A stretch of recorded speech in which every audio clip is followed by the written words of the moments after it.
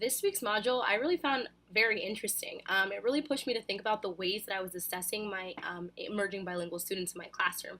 And this is kind of a question that I posed during our live classroom last week, is really thinking about like how do you assess, how do you grade students on varying language proficiencies within a classroom that like typically has like a set like standard seventh grade standards aligned kind of rubric for grading students. So I found this particularly interesting.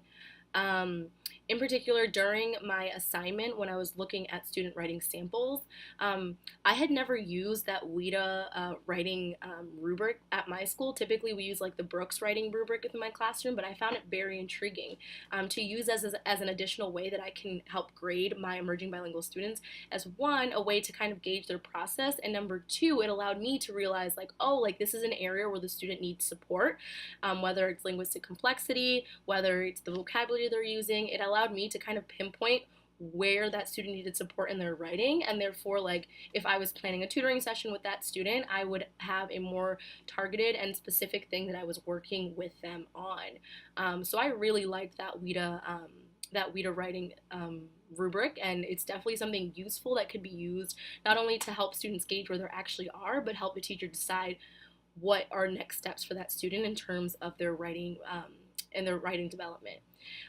In terms of our discussion posts and readings. So this week there was a lot of conversation around students, how students are being assessed, and how you're assessing students within the classroom. So within my particular classroom, in social studies, most of my assessments in social studies are really geared towards assessing content knowledge and assessing students' mastery of specific history standards.